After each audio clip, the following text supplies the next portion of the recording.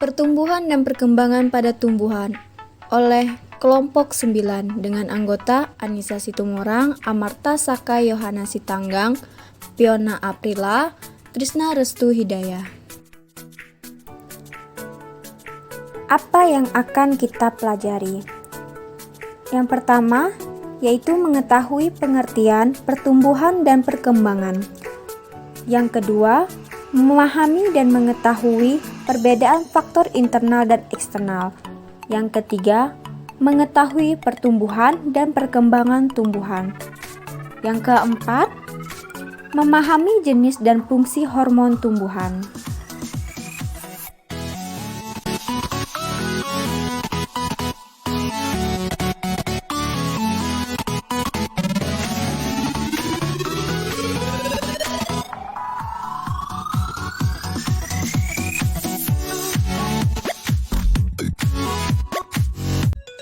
Apa itu pertumbuhan?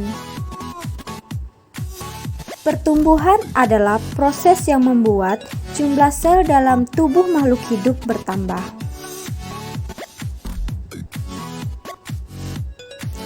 Apa itu perkembangan?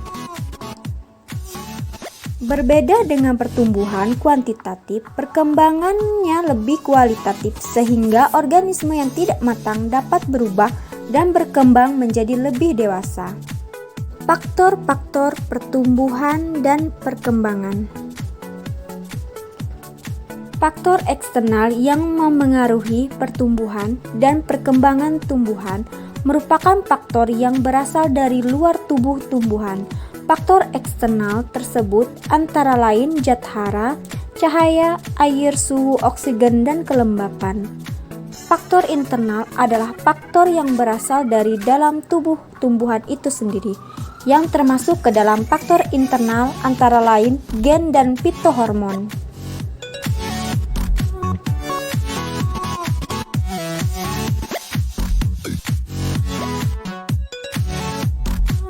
Tipe perkecambahan biji tumbuhan. Tipe hipogeal yang kotiledon tetap di dalam tanah.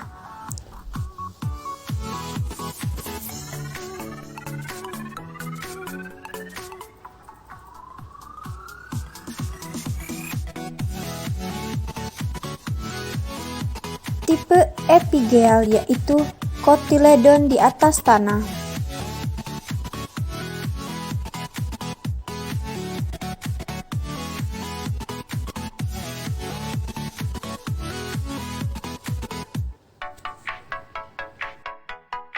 Jenis dan fungsi hormon pada tumbuhan antara lain.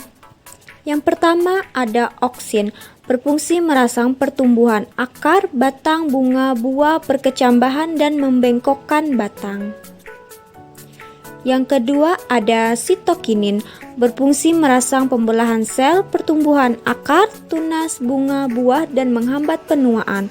Yang ketiga ada giberelin, berfungsi merangsang pertumbuhan daun, bunga, buah, pemanjangan batang, serta perkecambahan biji dan tunas.